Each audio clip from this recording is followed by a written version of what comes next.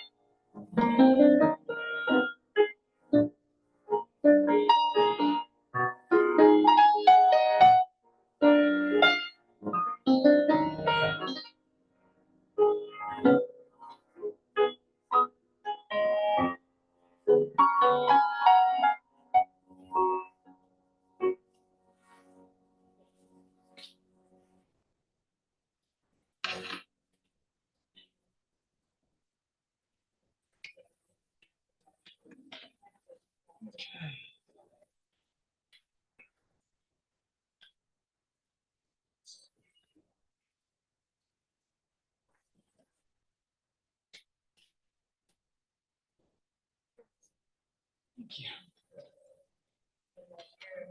How about you?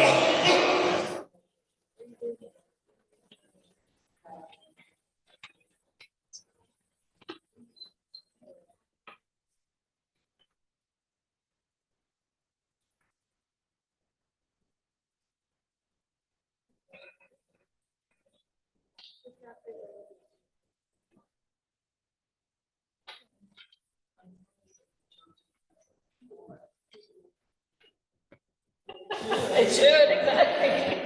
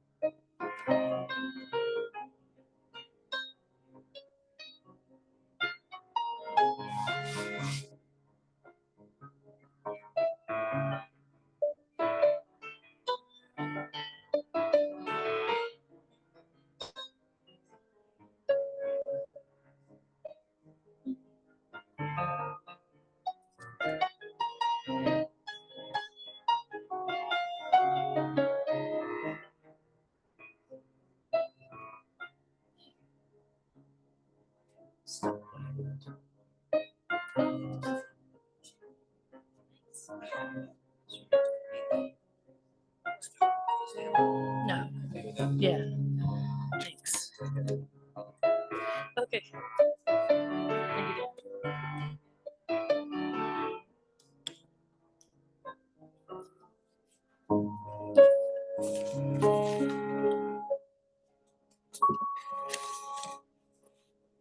Thank you. Good afternoon. And good afternoon, and welcome to San Marcos Unitarian Universalist Fellowship. We strive to be a free and open community of faith. We come here today to remind ourselves and each other of something very important in our lives. Let us celebrate this together. Our announcements can be found on our website and in our newsletter on the Friday Flash, though I do have two last-minute notices. Karen Brown of our Donate the Plate Child Protective Board will be holding a celebration of their donors on October 16th. If you would like to attend, and they do encourage all SMOOF members to attend, please let Jeannie know by this Tuesday. This Tuesday, I believe it's the 1st of October. Also, I've just been given a thank you to all who already donated items for SMOOF fundraiser, calling for one volunteer to take items to storage today. It's only 3 miles from here, so if you are able to do that, please speak with Willow. Yeah. All right, so hello. Today we have Dan and Sam on tech in the back, Carol and Wyatt on music, and I am Erin Flynn. I serve as the board president and will be your lay leader today. It gives me immense joy to welcome back Reverend Addae. She served as our minister for a time before accepting a ministry position at the New Braunfels UU Church. After receiving her Master of Divinity from the Starr King School for the Ministry in Berkeley, California, she served as intern for Community Church of New York, Unitarian Universalists, where she was ordained.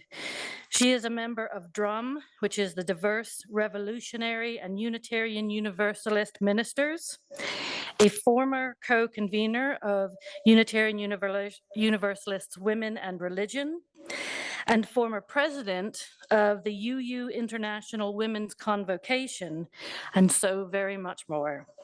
It is a true blessing to have her lead our service today, finding peace in broken pieces. Also, just want to take a quick moment to welcome everyone here, whether you're visiting or one of our members, and also a quick wave, everybody, to our Zoom participants. At SMOOF, whoever you are, however you identify yourself, whomever you love, and wherever you are on your own spiritual, religious, and personal journey, you are welcome here in this free and open community of seekers, finders, and doers. I'm going to begin today with a reading from Rita Dove, who will be in Austin on Tuesday. Very excited about that. This is her poem, Lamentation. Throw open the shutters to your darkened residences. Can you hear the pipes playing, their hunger shaking the olive branches? To hear them sighing and not answer is to deny this world, descend wrong by wrong into no loss and no desire. Listen, empty yet full, silken air and brute tongue, they are saying, to refuse to be born is one thing, but once you are here, you do well to stop crying and suck the good milk in.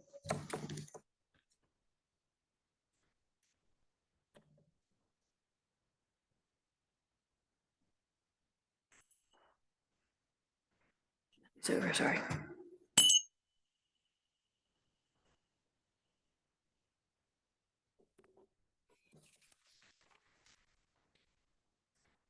If you will all stand, if you are willing and able, in either body or spirit, and turn to page 188 in your gray hymnal, we will be singing our opening song, Come, Come, Whoever You Are. And we'll go through it 2 times.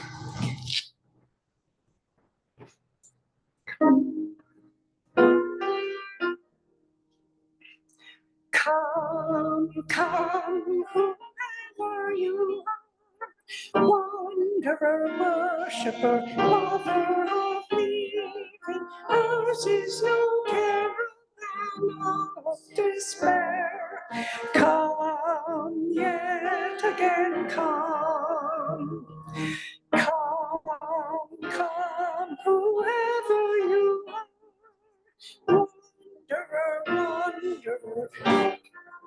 leaving, ours is no caravan of despair.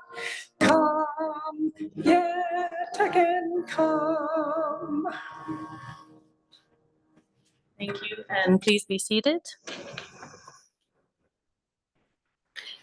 As Reverend Addae lights our chalice, we will say these words in unison. Life is a gift. Life is a gift for which we are grateful. We gather in community to celebrate the glories and the mysteries of this great gift.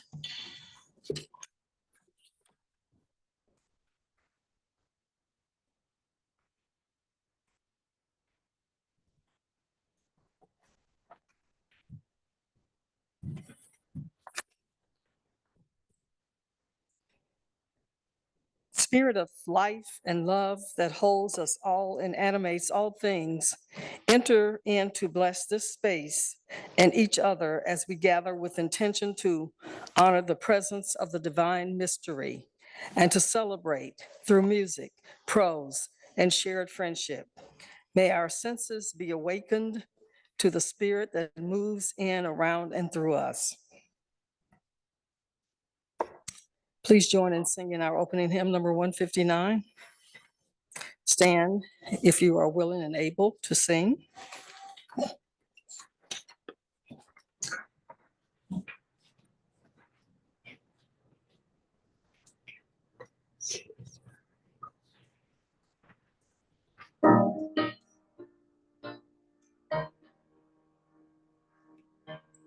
This is my song, O God of all the nations, a song of peace for lands afar and nigh. This is my home, the country where my heart is. Here hopes, my dreams, my holy shrine. But other hearts in other lands are beating with hopes and dreams as true and high as mine. The country's skies are bluer than ocean, and sunlight beams on clover leaf and pine. Woodlands have sunlight too, and shadow, and skies are everywhere as blue as mine. Oh, hear my song, the God of the nations, a song of peace for their land.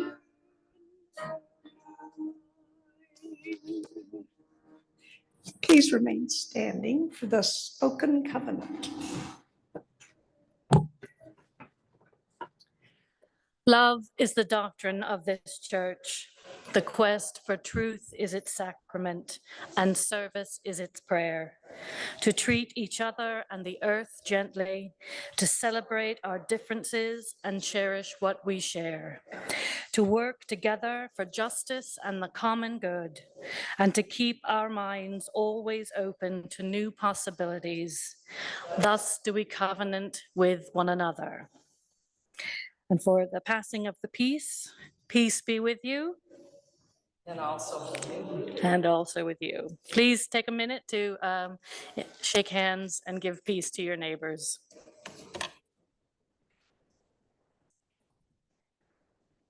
Peace be with you, Mark. Peace be with you. Thank you. Peace be with you.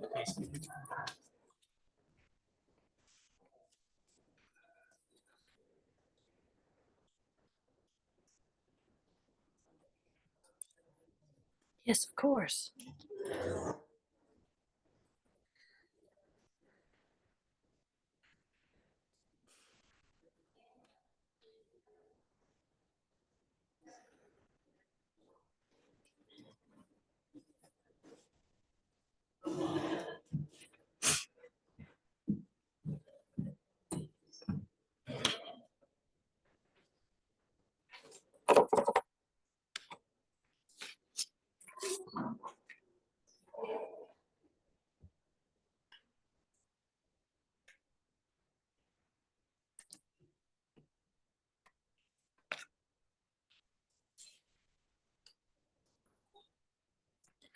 Now is the time when we give in support of our value, mission, and vision. There should be guidance coming up on the screen for electronic giving. You can also bring offerings up here during the music into the wooden bowl, not the bowl with water. And unless otherwise designated, all offerings given today will go to the Smooth General Fund.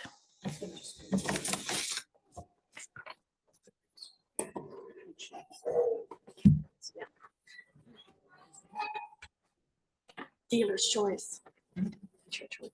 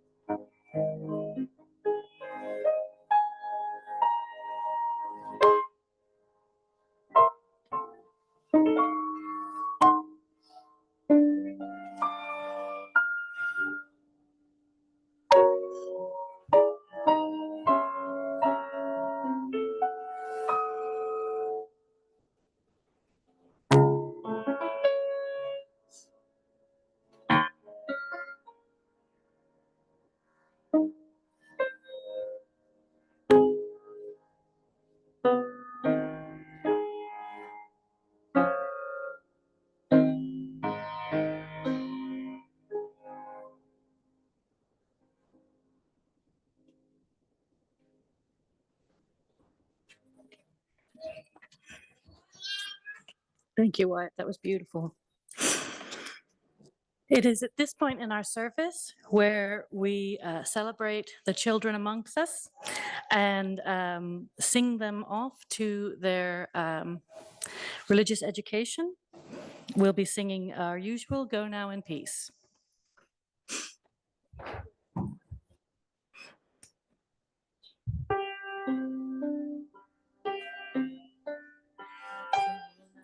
Peace, go now in peace.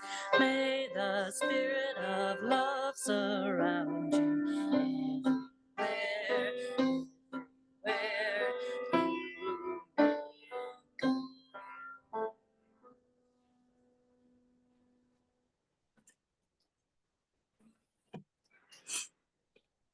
It's lovely to see.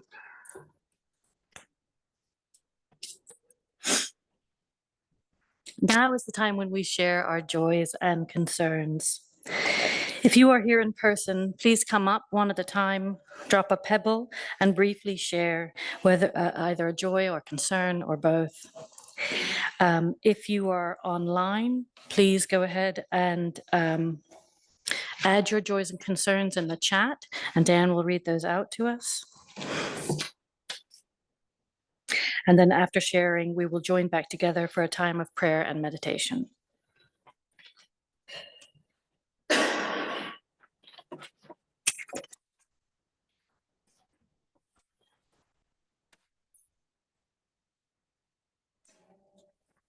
Shannon, I have two, I guess the first one is a sadness. A friend of mine, Travis Mullis, was executed by the state of Texas on Tuesday to teach us, we had to kill him to teach us that killing is bad.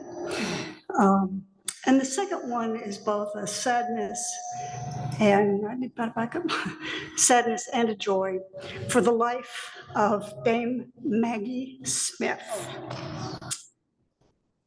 She gave us such joy. She gave us, from her snarkiness to her ability to tell a story was amazing. And so I'm offering this to remember the joy for her, from anything from Professor McGonagall and Harry Potter to the Dowager Countess in Downton Abbey.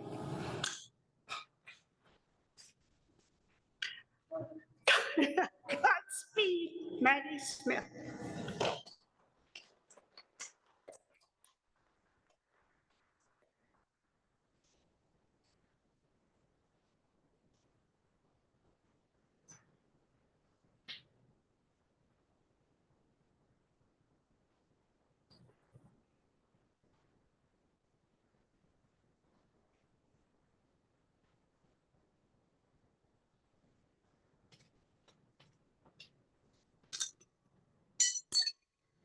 Hi, I know I haven't been here in like 3 weeks. We got sick with COVID and then we were traveling.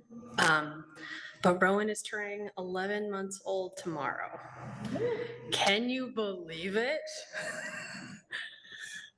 We just got back from Idaho at 1:30 this morning and we still got our butts up and came to church. And it's just really nice to be back. And also, Dester's actually here with me today. He's not the invisible husband that you only hear about. So yeah.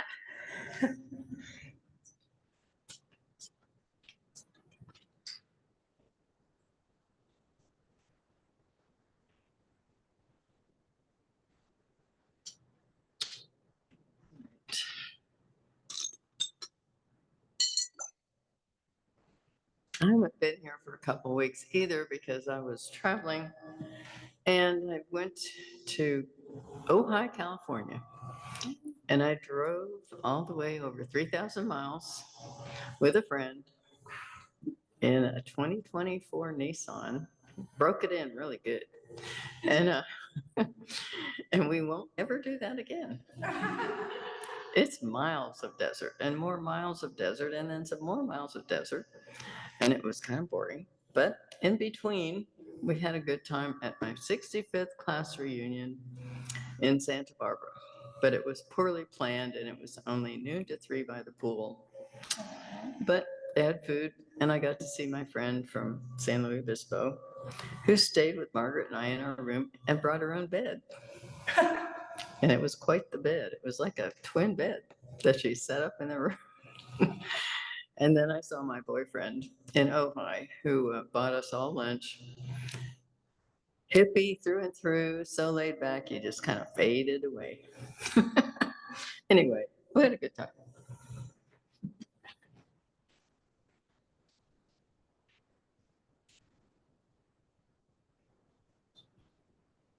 Do we have any from Zoom? Do you have any from Zoom? No.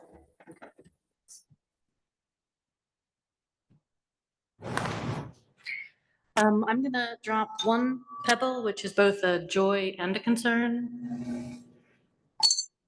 My concern for everyone on the East Coast who were affected by the hurricane, and my joy that my mom, aunt, and brother had no harm or damage to them. Very grateful for that. And I will drop the last pebble for all of those joys and concerns left unspoken. Thanks.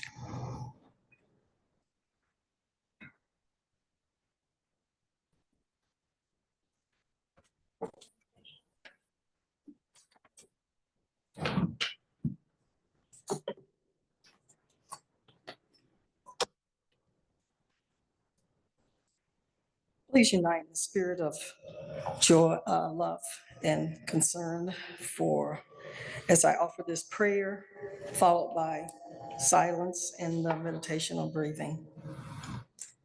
Spirit of love and life, under the vast spiral of time and space, surrounded by the simple blessings of this community of care and love.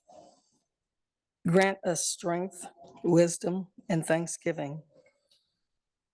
Give us strength to speak of our lives so that each day yet to come, we find more compassion, more understanding, more of the loving kindness that fills our world with joy and laughter.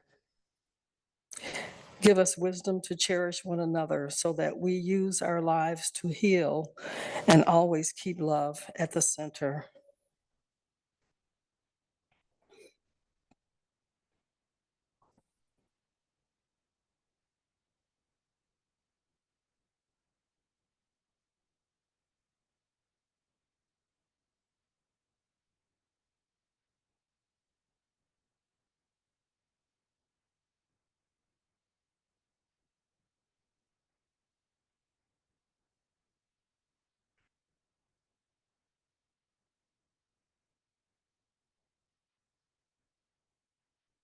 Amen. May it be so.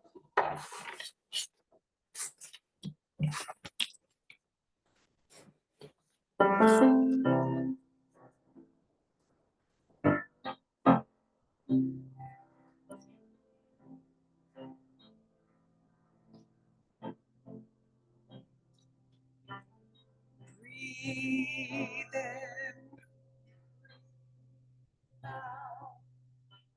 Breathe in, breathe out.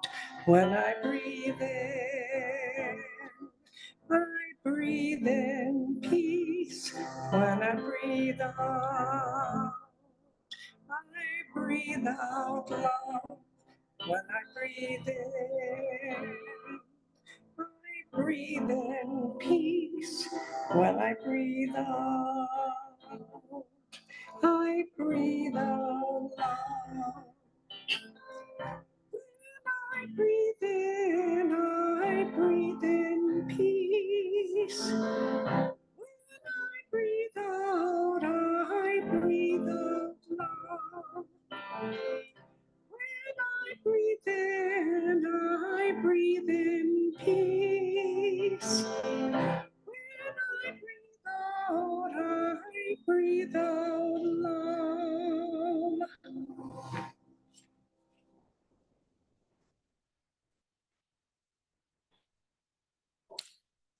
The reading today is taken from Peace is Every Step from Thich Nhat Hanh. He talks about the roots of war. He begins, in 1966, when I was in the US calling for a ceasefire to the war in Vietnam, a young American peace activist stood up during a talk I was giving and shouted, "The best thing you can do is go back to your country and defeat the American aggressors. You shouldn't be here. There is absolutely no use to you being here." He and many Americans wanted peace, but the kind of peace they wanted was the defeat of one side in order to satisfy their anger. Because they had called for a ceasefire and had not succeeded, they became angry.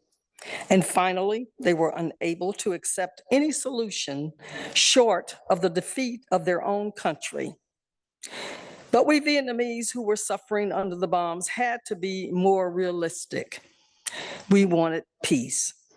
We didn't care about anyone's victory or defeat. We just wanted the bombs to stop falling on us. But many people in the peace movement opposed our proposal for an immediate ceasefire. No one seemed to understand. So when I heard that young man shouting, "Go home and defeat the American aggressors," I took several deep breaths to regain myself and I said, "Sir, it seems to me that many of the roots of the war are here in your country. That is why I have come.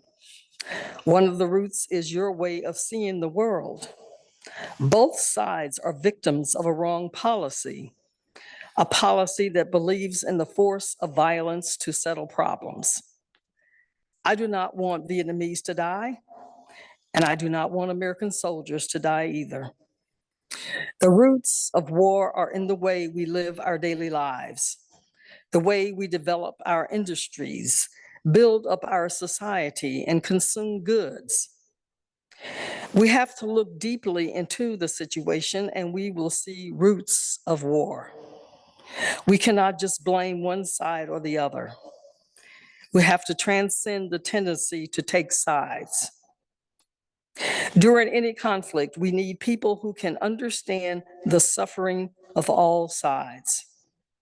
For example, if a number of people in South Africa could go to each side and understand their suffering and communicate that to the other side, that would be very helpful.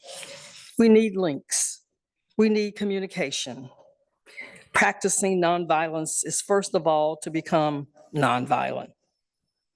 Then when a difficult situation presents itself, we will react in a way that will help the situation. This applies to problems of the family as well as the problems in society. There ends the reading.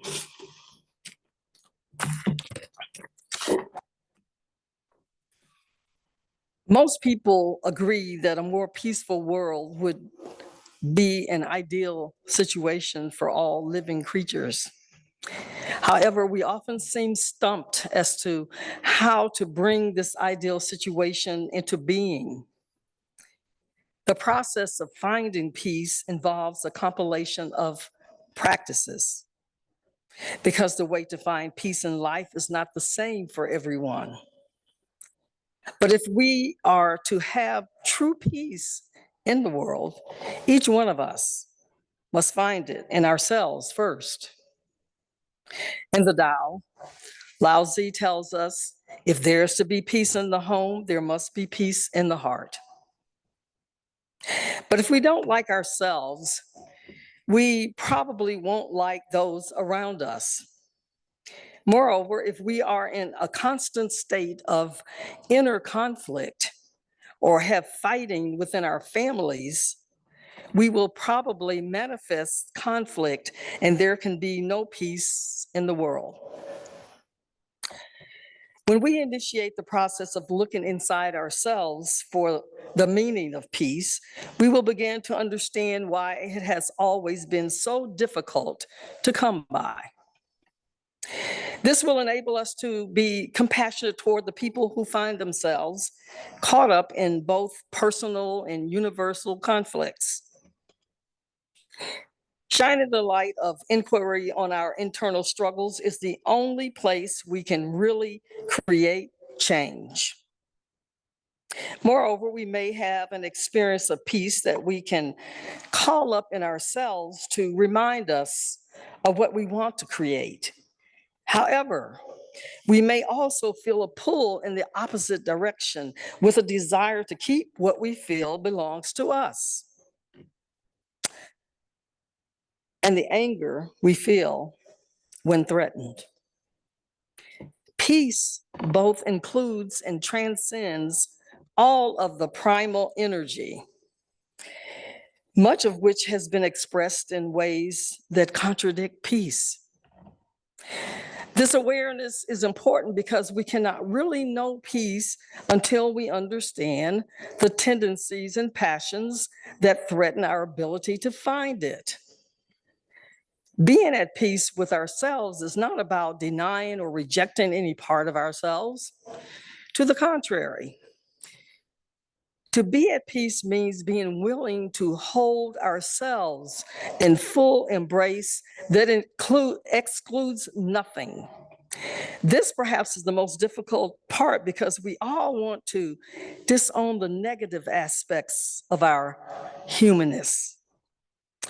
Ironically, however, true peace begins with a willingness to take responsibility for our humanity so that we might ultimately transform it into the light of love. Therefore, if we are to have true peace in the world, we must find it within ourselves.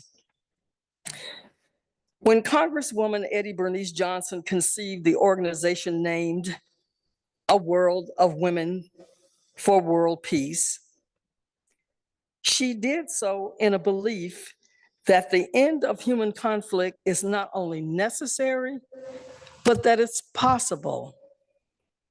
Saying that in her heart, she knew women who bring life into the world can reform the societies in which we live.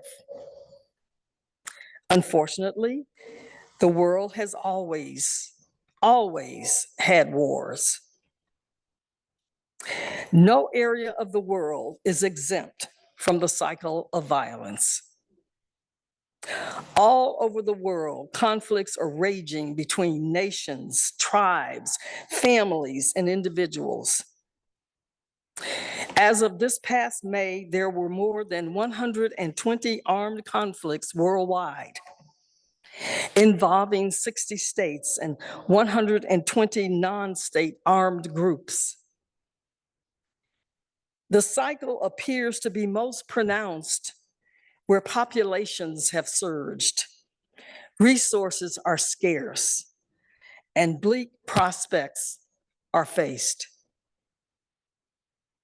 According to the United Nations, some of the main drivers of conflicts include unresolved regional tensions, a breakdown in the rule of law, absent or co-opted state institutions, illicit economic gain, and the scarcity of resources exacerbated by climate change, such as in African countries and in the Middle East today. Realists believe the cycle of violence is just the way of the world. However, idealists believe if we can just stop the fighting, a natural state of peace will return. After all, no one is against peace. Musician Edward Starr both asked and answered the question regarding conflict when he asked, war, what is it good for? Absolutely nothing. He continues saying, it's only friend to the undertaker. I believe that at our basic human level, we all deserve constructive, fruitful growth, dislike destruction, and wish to be peaceful. Moreover, peace building embraces both the realist and idealist positions. When the United Nations General Assembly established the International Day of Peace, people around the globe were requested to acknowledge the need for a world without war and to study issues related to peace, such as ending hunger, providing educational opportunities for children, and empowering those who are powerless. However, peace is not just the absence of war. It requires hard work and constant attention. Peace builders have to work on creating jobs because young men without jobs and too much time on their hands are easily coaxed into fighting. In his book, Peace is the Way, Deepak Chopra informs us that to end war, it's not enough to think of ending one conflict or even 30 conflicts. What we have to end is the idea of war and the habit of war, which has turned into the constancy of war. Like any habit, war has worn a groove in our consciousness, so that when we become very afraid or very angry, the response of war comes naturally. Again, quoting Deepak Chopra, he suggests that people are ready to follow the way of peace if only they can learn what it is. He continues saying that the idea of peace is based on the same thing that ushered in the age of science, a shift in consciousness. When people witnessed demonstrations of steam engines, vaccines, and electric lights, they adapted to them based on the level of their own awareness. The idea of being human, we could no longer be content with reading by candlelight, traveling by horse, suffering by high rates of death in childbirth, short lifespans, and the ravages of disease. Therefore, a leap in collective consciousness took place. The barriers of ignorance and superstition existed before every new age came into being, because the skills to break free have always existed within us. New worlds were born from shared beliefs in religion and technology. Now, most of you here may be immune to the appeal of war, but each one of us has benefited from the gifts of war in some measure. War provides an outlet for vengeance, an avenue for getting what you want by force, power to the victor, and it allegedly provides security for the homeland. None of us are innocent bystanders because we depend on it politically, socially, and economically. However, if enough people decide that one more day of war is one too many, and shift their consciousness to that of the way of peace, that's all it takes. Rather than wishing that others will stop killing, we can begin a force for peace. And in doing so, make the ultimate contribution. Despite everything that we have been conditioned to believe, war isn't necessary. However, peace is a process, not a thing.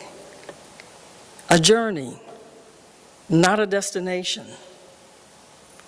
It's a flow, and the interrelationship of complex forces produces harmony and balance. Just imagine the world we would live in if a global shift in consciousness occurred. We would all return to the center of our true being, recognizing our interconnectedness, and peace would reign. Thich Nhat Hanh informs in his book, Peace in Every Step, that the way to becoming a peaceful society is being mindful of what we say and do, so as to recognize the negative internal formations before they begin to manifest. That applies to feelings of anger, resentment, and fear. I think that fear of things real or imagined is one of the most damaging emotions, because if we live in the mode of fear, we are outside of the mode of love. The Buddhist teacher Pema Chodron informs that violence and wars that are flaring all over the world is the reason so many of us feel vulnerable and utterly helpless. But she says, and I agree, the origins of aggression, hatred, and war lay nowhere but within our own hearts and minds. That is made abundantly clear in contemporary society with relationships we have through social media and instant news reels and sound bites. On a daily basis, we are privy to the interior of hate-filled hearts and minds. They are laid bare on the national stage. Chodron goes on to explain that the way in which we as individuals respond to challenges in our everyday lives can either perpetuate the culture of violence or create a new culture of compassion. Because war and peace begin in the hearts of individuals, and it's never too late to look within and discover a new way of living and transform not only our personal lives, but our whole world. She continues saying, if we want to make peace with ourselves and with the world at large, we must look closely at the source of our personal wars. And if we are truly serious about working toward peace, we have to be peace. Each of us must begin within to inner disarmament. We must reduce our personal emotions of suspicion, hostility, and hatred. The divisions of duality run incredibly deep. However, the way of peace leads beyond duality, and the way of peace calls for the abolishing the way of us versus them. It's the only way to fulfilling our sixth principle of building a fair and peaceful world. We must stop dehumanizing the other as a way of disconnecting. Peace is a vision, and the way of peace means that no one is the enemy. There is no other road to take for someone who wants to end war and violence. Every successful movement in society began with a grassroots desire and action to change. We live in an age of possibilities. What better way is there to be an example of a peaceful coalition than with interfaith gatherings of neighboring faith communities. Every nation must learn that the people of all nations are children of the holy and must share the world's wealth. Unitarians' own founding mother, Olympia Brown, reminds us that we can never make this world safe by fighting. She continues saying that this is the work we are appointed to do. And sometime, somehow, somewhere, we must teach this great lesson. From my heart to yours, may it be so.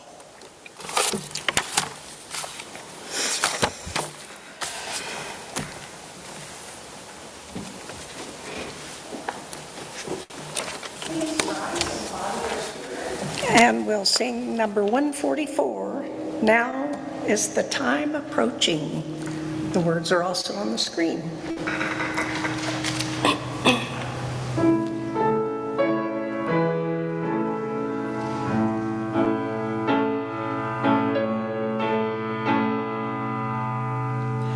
Now is the time approaching by prophets long foretold, when all shall dwell together, secure and manifold.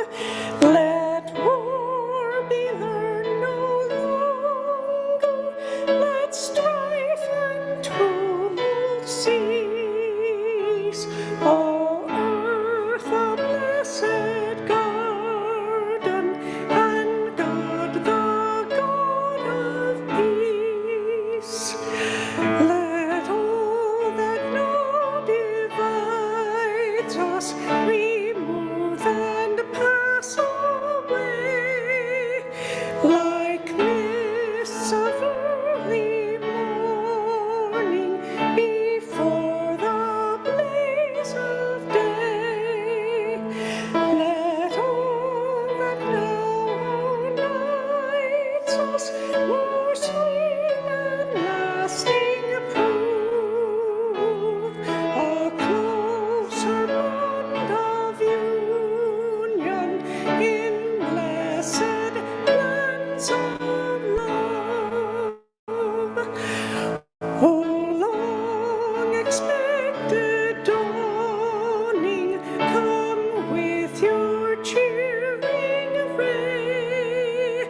Yet shall the promise beckon and lead us not astray. Oh, sweet anticipation, it cheers the watchers on to pray and hope and labor till all our work is done.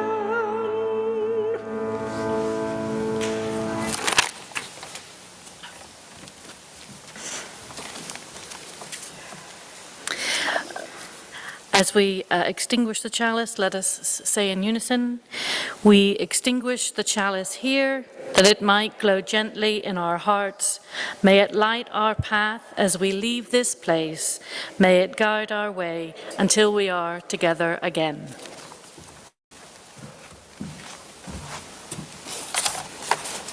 Mysterious source of love, moving within and between and among us, upholding and connecting all to the present and future generations yet to come. May we know deep in our bones that love does not disappear. Go in peace.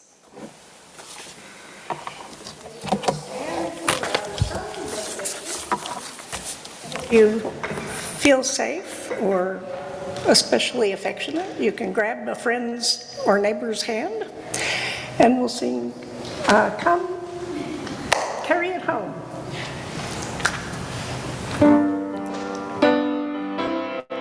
Hold your other hand. Carry it home to your children, carry it out in the street, carry it home to the one you love and to the one you need.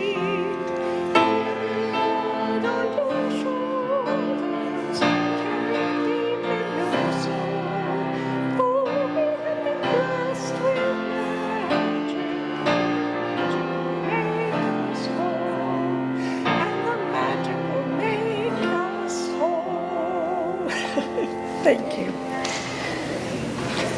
See you in the fellowship hall.